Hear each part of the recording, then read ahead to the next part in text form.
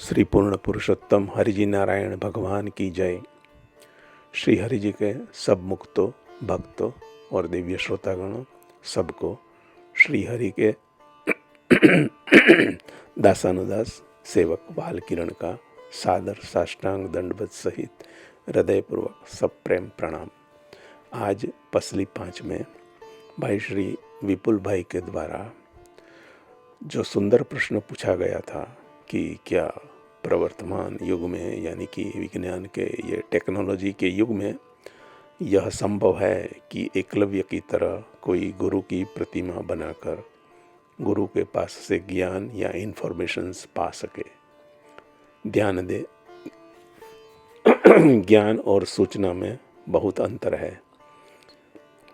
अध्यात्म शास्त्र में बहुधा ज्ञान का संक्षिप्त मतलब प्रधानतः 4 विषय पर फोकस्ड या केंद्रित किया गया है। एक, मैं कौन हूँ। दूसरा, मैं कौन नहीं हूँ। तीसरा, भगवान कौन है। चौथा, भगवान कौन नहीं है।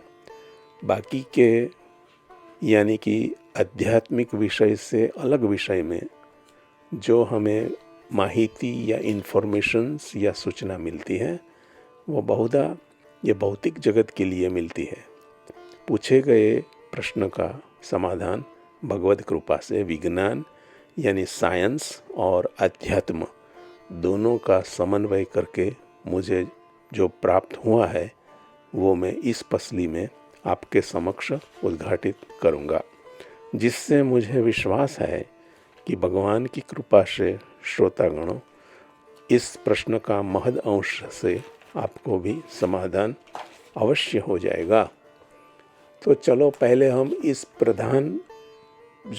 प्रश्न का जो समाधान है उसका वैज्ञानिक दृष्टिकोण से समाधान करें।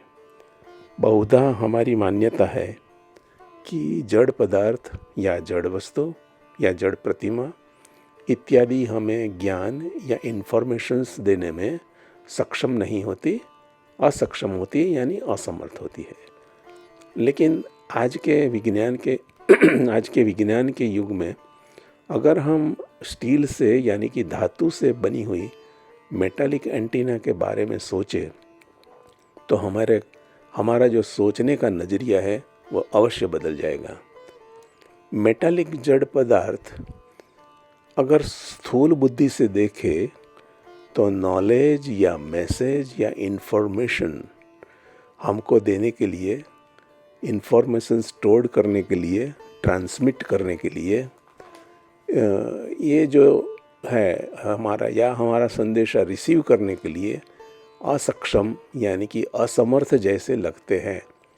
लेकिन वो ही धातु से बनी जड़ डिस्क एंटीना या कहे पैराबोलिक शेप की जो एंटीना होती है वो क्या है कि रेडियो स्टेशन या टीवी ट्रांसमीटर स्टेशंस में ऑडियो और वीडियो जो रेडियो फ्रीक्वेंसी इलेक्ट्रिकल एनर्जीज वाले सिग्नल होते हैं वो उसको कन्वर्ट करती है यानी कि इलेक्ट्रोमैग्नेटिक एनर्जी में वो रूपांतरित कर देती है और वो एंटीना के द्वारा सराउंडिंग एटमॉस्फेयर, स्पेस इत्यादि में वो इन्फॉर्मेशन, सूचना, माहिती प्रसारित हो जाती है। और यही इलेक्ट्रोमैग्नेटिक एनर्जी जब रिसीविंग एंड पर धातु रूपी गोलाकार स्टील की डिस्क को जब स्पर्श करती है तो वो रिसीविंग एंटीना फिर से इस एनर्जी को रेडियो फ्रीक्वेंसी इलेक्ट्रिकल सिग्नल्स में कन्वर्ट कर देती है जो हम सुन सकते हैं, देख सकते हैं। इसीलिए जड़त्व के गुण धर्म वाले पदार्थ हमको माहिती या ज्ञान न दे सके, ये मानना ये हमारी बहुत बड़ी गलती और जल्दीबाजी हो जाएगी। दूसरा इलस्ट्रेशन मैं दे रहा हूँ कि जड़ पदार्थ के भीतर भी चैतन्य सत्ता का समुद्र लहराता है। जड़ पदार्थ को हम अंडर एस्टिमेट न करें, उसको अंडर एस्टिमेट मत करना। देखो, सीधा एक प्रश्न विज्ञान में है, जब हम एटम को ब्रेक करते हैं, तोड़ते हैं, तो आइंस्टाइन के इक्वेशन E = mc² के हिसाब से प्रचंड ऊर्जा, तेज और आवाज़ उसका निर्माण होता है, उत्पन्न होती है। इसलिए हम थोड़ी देर के लिए हम प्रतिमा से हमारी सोच को हटा के एक खंबे यानी कि पोल के बारे में सोचें। और कोई प्रतिमा की बात तो जाने दो, लेकिन कोई कहे कि अगर ये जड़ लकड़े का या लोखंड का जो पोल है इसमें कौन रहता है नहीं, ऐसी बात नहीं। श्रीमद् भागवत में प्रहलाद जी ने खंभे में से नरसिंह भगवान को प्रकट किया। प्रचंड तेजस्वी नरसिंह भगवान गर्जना करते हुए खंभे में से प्रकट हो गए और उनकी आवाज़ ब्रह्मांड में घूमी, इतनी प्रचंड आवाज़ थी। और थंबे में से प्रकट चैतन्य शक्ति ने, जो हम थंबे को जड़, पोल को जड़ मानते हैं, उसमें से ये प्रकट चैतन्य शक्ति ने क्या किया, तो प्रहलाद जी के पिता हिरण्यकश्यप का संहार कर दिया। तो इसी में प्रहलाद की श्रद्धा थी।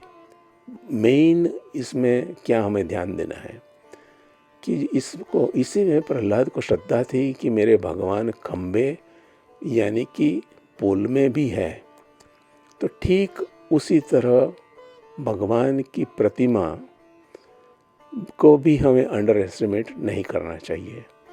तो प्रतिमा को हम श्रद्धापूर्वक भाव से पूजन करें तो अप्रगट भगवान का प्रकट हो जाना ये कोई असंभव बात नहीं है। और भक्त की श्रद्धा के अनुसार भगवान की प्रतिमाएं उनका प्रसाद इत्यादि खा लेती है, इसमें कोई आश्चर्य की बात नहीं है। स्वयं आप गीता को देखिए, 4 अध्याय श्लोक 39 श्लोक 40 क्या कहते हैं भगवान वहाँ कि श्रद्धावान लब्धयते ज्ञानम संशय आत्मा विनिश्यति। गीता, प्रहलाद जी को श्रद्धा थी कि मेरे भगवान सब जगह पर है, तो भगवान खंबे में से प्रकट हो गए। तो खंबे में अगर भगवान है तो आप प्रतिमा में भी भाव ला सकते हो। अभी देखते हैं आगे अध्याय 6 में श्लोक नंबर 47 में भगवान श्री कृष्ण क्या कहते हैं श्रद्धा के बारे में। सभी योगियों में, कौन सा अध्याय, गीता जी अध्याय 6 श्लोक 47, सभी योगियों में जो श्रद्धा से उसका अंतःकरण मुझ में जोड़कर मुझे भजता है वो श्रेष्ठ योगी है, सुप्रीम योगी है। अच्छा, गीता के 6 अध्याय के श्लोक 40 में भगवान ये कहते हैं कि जो अज्ञानी है और श्रद्धा से रहित संशय युक्त है वो संशय आत्मा विनिश्यति। संशयात्मक बुद्धि वाले को न इस लोक में न परलोक में कहीं भी शांति नहीं प्राप्त हो सकती।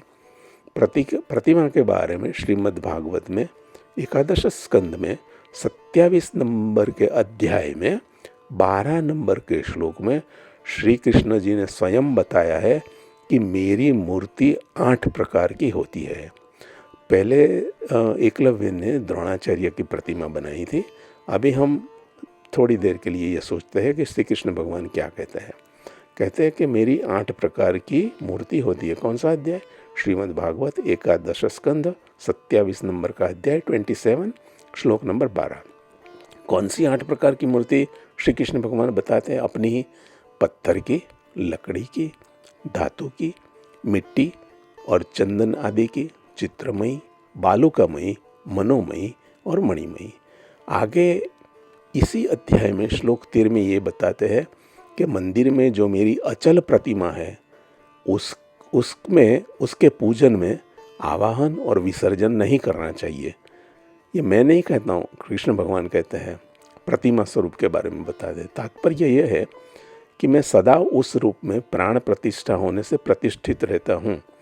यही बात को श्री स्वामीनारायण भगवान ने अपने वचनामृत रूपी रत्नाकर में घटपुर के प्रथम के 48 नंबर के चैप्टर में, प्रकरण में ये बताया कि मेरी चाहे चित्र की मूर्ति भी क्यों न हो वो अति प्रमाणित है। यानी कि we should not underestimate and ignore his divine presence. चाहे हमको अर्जुन जी की तरह भगवान तेजोमय दिखाई न दे, फिर भी पक्का निश्चय रखना चाहिए कि जैसे हम उनका दर्शन करते हैं वैसे भगवान जी भी हमारा दर्शन करते हैं, हमारा भजन सुनते हैं। लेकिन इसमें श्रद्धा और प्रेम होना चाहिए। रामायण में भी यही बात कही गई है कि सर्वत्र हरि एक समान, प्रेम से प्रकट हो ही मैं जाना। गीता के चौथे अध्याय में 11वें नंबर के श्लोक में स्वयं श्री कृष्ण जी कहते हैं कि जो जिस प्रकार मेरी शरण में आता है और मुझे बचता है उसी प्रकार ही मैं भी माफ करना उसी प्रकार ही मैं भी उसको बचता हूँ। जो जिस प्रकार मुझे बचता है उसी के अनुसार मैं उसको रिएक्ट होता हूँ, यानी कि रिएक्ट होता हूँ और उसको उसकी श्रद्धा के अनुरूप फल देता हूँ। अच्छा, अगर हम चित्र मूर्ति को चित्र भाव से देखें, प्रतिमा को प्रतिमा भाव से देखें और प्रतिमा और चित्र दोनों को जड़ भाव से दर्शन करेंगे तो वो वैसे ही रिएक्ट करेंगे, तो आपको उसमें से चैतन्य का अनुभव नहीं होगा, भगवान की जो चिन्मय शक्ति है उसका अनुभव नहीं होगा। जैसे अभी इससे भी मैं आपको एक सरल बात बताता हूँ। जैसे श्रीमद् भागवत, वचनामृत इत्यादि को प्रगट भगवान समझना चाहिए और प्रगट भगवान समझकर हमें उसका भाव से अध्ययन करना चाहिए, मनन करना चाहिए, चिंतन करना चाहिए, तो भगवान प्रकट हो जाए। उसमें क्या बात है? देखो, ये बात मुझे कब मालूम हुई, मैं भागवत पढ़ता था तो उसके महात्म्य के श्लोक नंबर 60, 61, 62 में भगवान श्री कृष्ण ने यह बात रखी है। प्रभास क्षेत्र में श्री कृष्ण जी अपने परम धाम में जाने की तैयारी कर रहे थे। उस वक्त उन्होंने उद्धव जी को कहा कि अब मैं परम धाम में जाऊंगा। तब उद्धव जी ने कृष्ण जी से यह पूछा कि हे प्रभु, आप तो अंतर्धान हो जाएंगे, तो हम भक्तों को आपके अवलंबन के लिए क्या करना चाहिए? तभी भगवान ने अपनी सारी शक्ति भागवत में रख दी। ध्यान दीजिए, आगे का जो सेंटेंस है बहुत कीमती, और वे अंतर्ध्यान होकर भागवत समुद्र में प्रवेश हो गए। और ये कहा गया कि भागवत के सेवन, श्रवण, पाठ अथवा दर्शन से ही मनुष्य के सारे पाप नष्ट हो जाते हैं।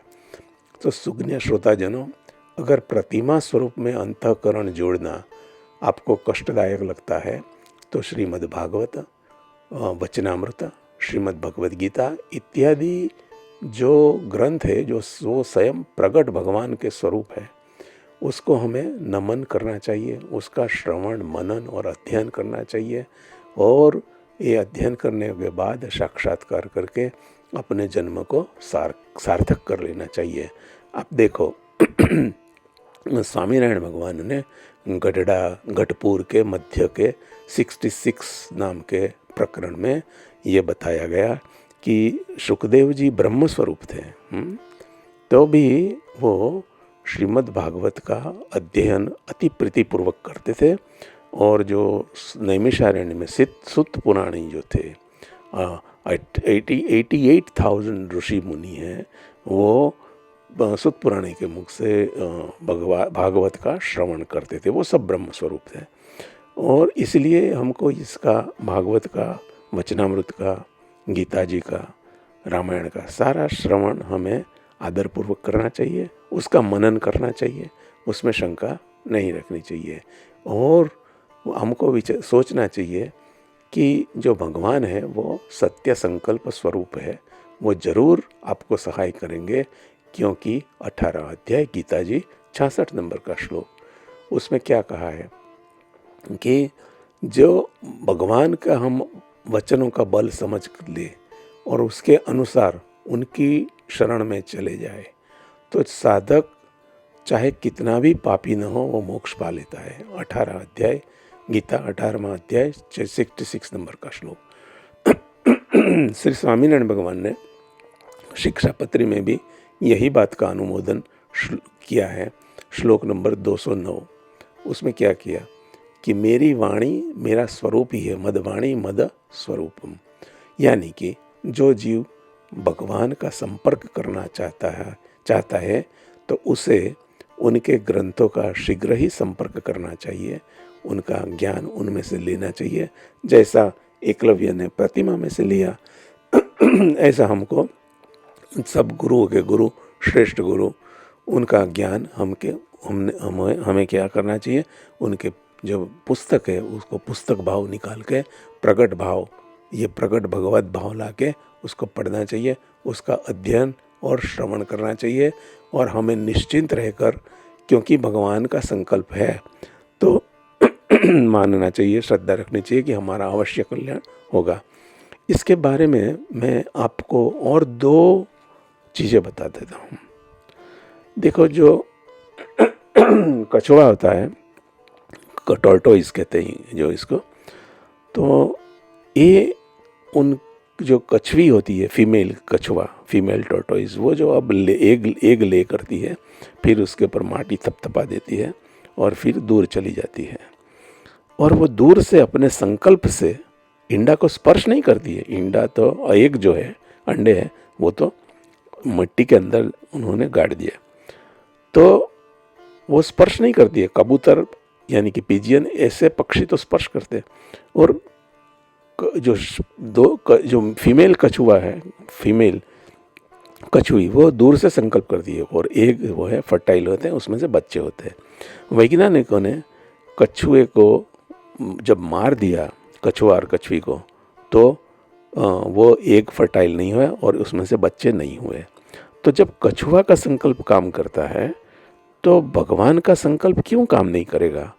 ये जो सारी जो बातें हैं, जो भागवत शास्त्र में भगवान समावित हो गए, वचनामृत इत्यादि शास्त्र से, प्रकट शास्त्र है, मदवाणी मद स्वरूप शिक्षापत्री, भगवान प्रकट है, तो हमको अवश्य प्राप्त हो जाएगा, इसमें कोई शंका रखने की बात नहीं है।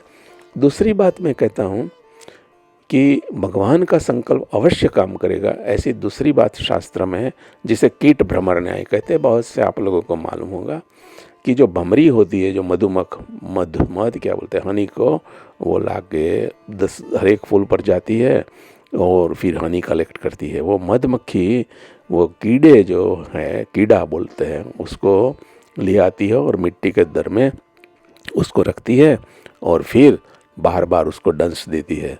तो वो ज़मीन पर चरने वाला कीड़ा, उसका शरीर का रूपांतरण किस में हो जाता है? भमरी जैसा। भमरी यानी कि वो जो मधुमक्खी है, इसका जैसा हो जाता है। तो इसीलिए जब कछुए का संकल्प काम करता है और जैसे भमरी का संकल्प काम करता है, तो भगवान का संकल्प क्यों काम नहीं करेगा? श्रोताजनों, हमें डरने की आवश्यकता नहीं है, इसमें संशय रखने की आवश्यकता नहीं है। हमें भगवान के संकल्प को, भगवान के ग्रंथों को आदर से श्रवण मनन ऐसा करना चाहिए, अध्ययन करना चाहिए। निधिध्यासन आप सिखाऊंगा मैं, अगली बात मैं निधिध्यासन का है उसमें प्रकाश डालूंगा। और ये बात रखकर हमको भगवान का बहुत आदर मानना चाहिए कि स्वयं भगवान ने प्रकट होकर हमको ऐसे शास्त्र दिए हैं। और फिर मैं अगली पसली में कुछ ऐसा सोचता हूँ कि श्री हरि जी की कृपा से हम जो पृथ्वी जल अग्नि वायु आकाश आदि अष्टावरण कहे गए हैं चैप्टर 7 में, उसको हम कैसे आवरण पार कर ले और ये चैतन्य शक्ति है उसमें उसके साथ हम मिलन कर ले। अभी इसीलिए मेरी की आपको रिक्वेस्ट है, मैंने जो भी आपको पसलियों भेजा है उसको बार बार पढ़ना। कोई वचन इसमें मेरा नहीं है, सारे के सारे श्री हरि जी के वचन हैं। उसके पर बल रखना, श्रद्धा रखना और दूसरों को भी ये शेयर करवाना, क्योंकि ये तो भगवान ने स्वयं 18वें अध्याय में 68 और 69 में कहा है श्लोक में कि जो मेरा प्रचार करता है वो मुझे सबसे प्रिय है, सबसे। हाँ, ये भगवान के पास क्या नहीं है, लेकिन वो ये आशा रखते, अपेक्षा है कि हम इस ज्ञान को प्रचार करें। तो अगर आपको ठीक लगे तो ये जो पसली है इसका भी दूसरे को शेयर करना। और मेरी ये विनम्र प्रार्थना थी। और अभी अंत में श्री हरि जी के साथ आप सभी को साष्टांग दंडवत प्रणाम करके मैं ये पसली यहाँ समाप्त करता हूँ। जय श्री हरि। भगवान की कृपा हम सब पर उतरे और हम अपना आत्यंतिक कल्याण का काम सार्थक कर लें, यही बाल किरण की प्रार्थना। जय श्री हरि, जय भगवान, जय दयालु।